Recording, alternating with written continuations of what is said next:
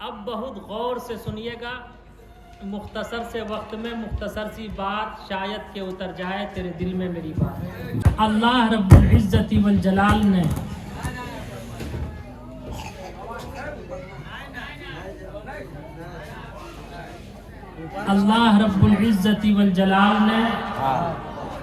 اس روئے زمین پر اس سنسار میں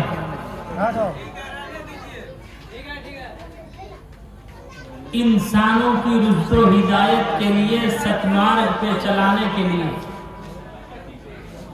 کم و بیش 1,24,000 انبیاء علیہ السلام کو اس روئے زمین پر اس دھرتی پر اوترت فرمایا، مبعوث فرمایا۔ آدم علیہ السلام سے لے کر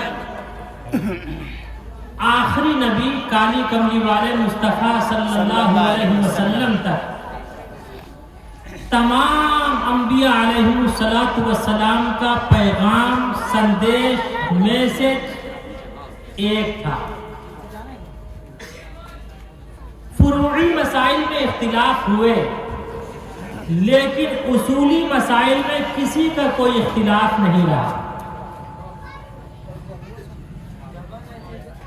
مثلا اگزامپل کے طور پہ اس وقت موبائل نہیں تھا تو موبائل کے مسائل نہیں آئے تھے، لیکن اب موبائل آ گیا تو موبائل کے مسائل بھی آ گئے کہ کون سا ٹون لگانا چاہیے، کون سا رنگ لگانا چاہیے، کون سی گھنٹی بجے۔ اگر پاکٹ میں موبائل ہو، امام صاحب نماز پڑھ رہے ہوں، آپ بھی پڑھ رہے ہو، امام صاحب نماز پڑھا رہے ہوں، تو موبائل کی گھنٹی بند کرنی چاہیے یا نہیں؟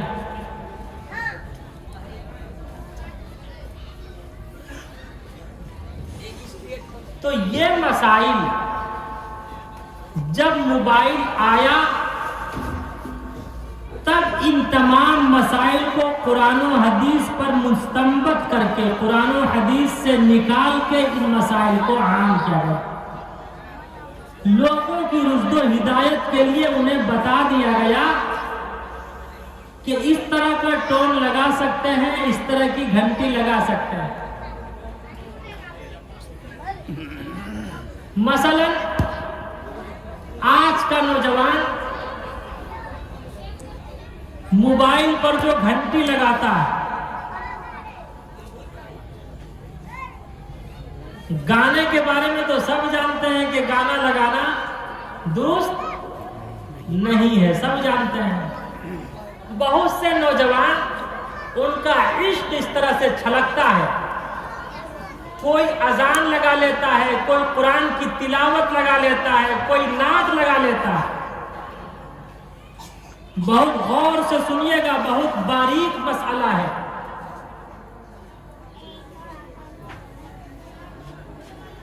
کوئی نظم وغیرہ تو لگا سکتے ہیں، لیکن شیخ سعدی فرماتے 1000 بار بشویم دہنز مشکو گلاب، ہنوز نام گفتن کمال بے ادبیست۔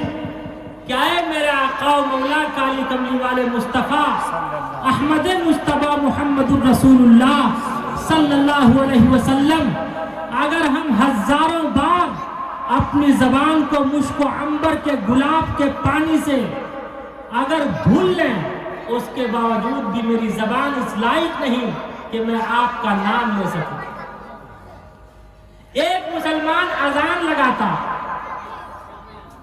نعت لگاتا، جیسے ہی کوئی فون کرتا، گھنٹی بجتی، وہ نعت کاٹ دیتا، پھر اپنے فرینڈ سے، اپنے گرل فرینڈ سے، بوائے فرینڈ سے بات کرنا شروع کر دیتا۔ بتاؤ نعت کی توہین ہے یا نہیں؟ ارے بولو مسلمانوں، اذان کی توہین ہے یا نہیں؟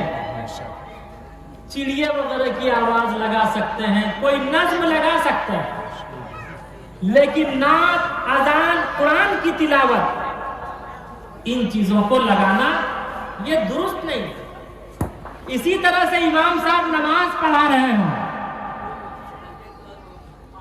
जेब में ये मोबाइल शरीफ अगर अपना रंग दिखाने लगे तो आप दूसरे हाथ से, चाहे वो पॉकेट में हो, आप दूसरे हाथ से उसे बंद कर सकते हैं, मोबाइल ऑफ कर सकते हैं, ताकि नमाज पढ़ने और पढ़ाने वाले को किसी तरह का कोई खलल ना हो, किसी दिक्कत और परेशानी का सामना ना करना पड़े।